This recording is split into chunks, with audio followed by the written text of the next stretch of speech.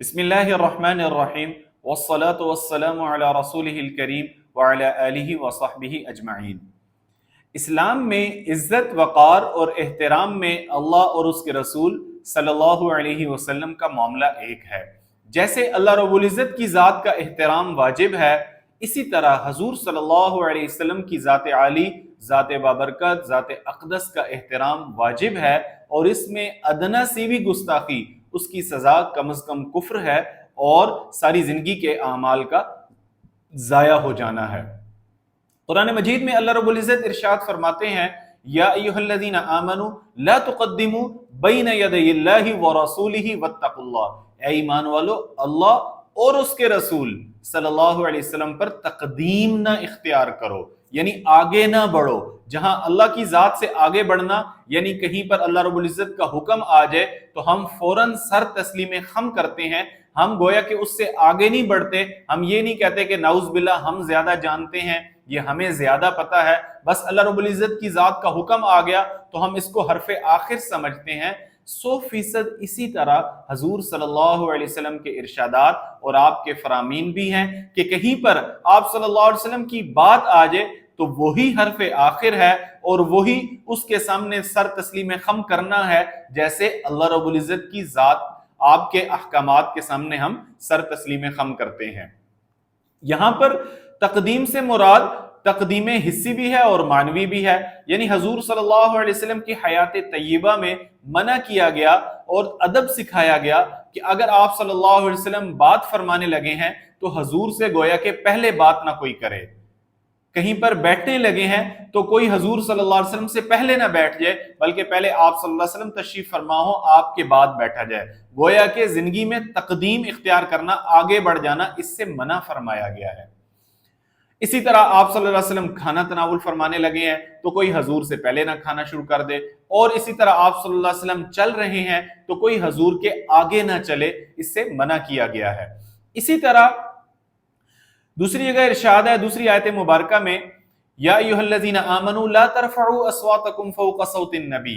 کہ اپنی آواز کو حضور صلی اللہ علیہ وسلم کی آواز سے پست رکھیں۔ کہیں ایسا نہ ہو کہ بے دہانی میں آپ کی آواز وہ حضور صلی اللہ علیہ وسلم کی آواز سے بلند ہو جائے، گویا کہ اس کو بھی جو ہے وہ گستاخی شمار کیا گیا ہے اور بے ادبی شمار کیا گیا ہے۔ وَلَا تَجْهَرُوا لَهُ بِالْقَوْلِ كَجَهْرِ بَعْضِكُمْ لِبَعْضٍ أَن تَحْبَطَ أَعْمَالُكُمْ وَأَنْتُمْ لَا تَشْعُرُونَ، کہ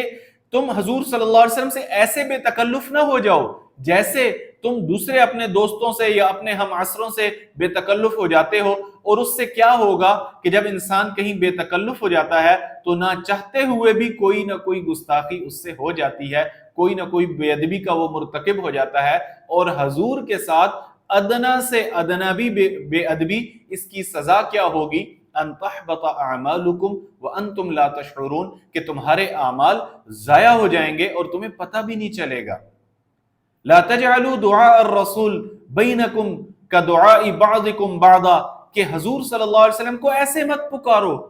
جیسے تم اپنے دوسرے احباب کو، دوستوں کو، ملنے ملانے والوں کو پکارتے ہو۔ حضور کا مقام بہت بلند ہے، جب آپ سے بات کرنی ہو تو انتہائی ادب کے ساتھ اور پوری طرح سے ذہنی طور پر بھی حاضر ہو کر، کہیں ایسا نہ ہو کہ نہ چاہتے ہوئے بھی آپ کے بلانے میں بے تکلفی کا عنصر آ جائے، یا خدا نخواستہ بے ادبی کا عنصر آ جائے۔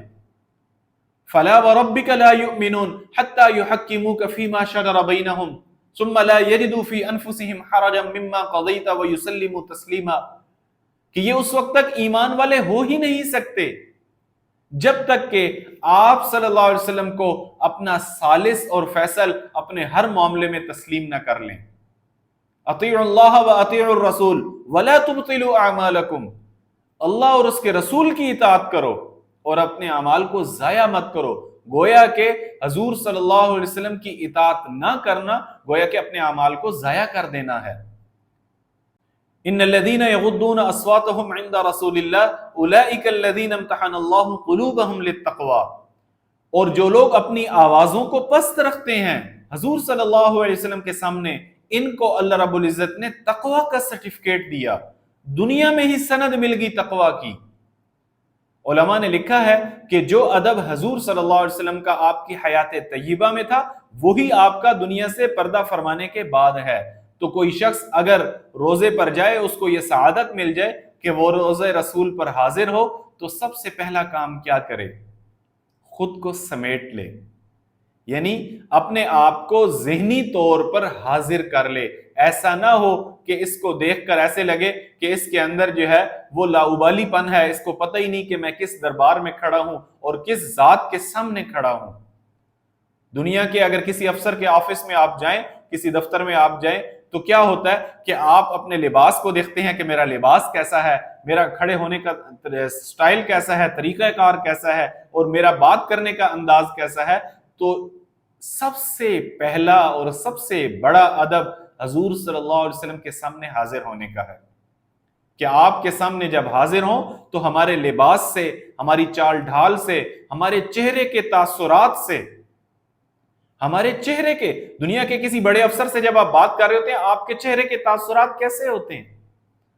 تو جب روزہ رسول پر حاضری ہو تو چہرے کے تاثرات سے ادب ٹپکتا ہو اور جسمانی کیفیت اور حیت سے پتہ چلتا ہو کہ یہ انتہائی مؤدب ہے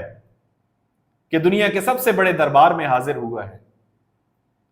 اور زبان پر اگر درود شریف اور سلام ہے تو وہ بلند آواز سے نہ ہو بلکہ آہستہ آواز سے ہو. لا ترفعوا اصواتکم فوق صوت النبی. یہ حکم آپ کی زندگی میں بھی تھا اور آپ کے دنیا سے پردہ فرمانے کے بعد بھی ہے کہ روزے پر بلند آواز سے سلام پیش مت کریں، اور آہستہ سے، اور چلنے کے اندر بھی ایسا نہ ہو کہ لاپرواہی کے انداز میں خدا نخواستہ ہم چلتے چلے جا رہے ہیں، ایسا ہرگز نہ ہو. اور ہر وقت ہر لمحہ ہمیں مستحضر ہو کہ ہم حضور صلی اللہ علیہ وسلم کے سامنے حاضر ہیں، ہم آپ کے سامنے کھڑے ہیں. اور سب سے آخری اور اہم بات کہ جب تک آپ شہر بابرکت میں مدینۃ الرسول میں رہیں آپ مؤدب رہیں. آپ کے اٹھنے بیٹھنے سے، آپ کے کھانے پینے سے، آپ کے چلنے پھرنے سے، آپ کی بات چیت سے، اور جیسے میں نے کہا آپ کے چہرے کے تاثرات سے پتہ چلے کہ آپ کسی بہت بڑی جگہ پر آئے ہوئے ہیں. اور اسی طرح کسی بھی چیز جب اس کی نسبت حضور صلی اللہ علیہ وسلم کی طرف ہو جائے یا آپ کے شہر کی طرف ہو جائے تو اس کی کمی نہ بیان کیجئے. کوئی چیز کھانے پینے کی خریدی کہ جی یہ تو مزیدار ہی نہیں، مدینہ کی فلاں چیز جو ہے وہ مزیدار نہیں، یہ بھی شہر کی بے ادبی ہے. حضور کی نسبت سے ہر چیز کا ادب کیا جائے، اس شہر کی ہر چیز کو جو ہے اس کو ادب کی نگاہ سے دیکھا جائے، عزت کی نگاہ سے دیکھا جائے. کہیں ایسا نہ ہو کہ خدا نہ خواستہ ہم کسی گستاخی کا، ہم کسی بے ادبی کے مرتکب ہو جائیں اور اللہ رب العزت کی طرف سے ہماری پکڑ آ جائے. السلام علیکم ورحمۃ اللہ.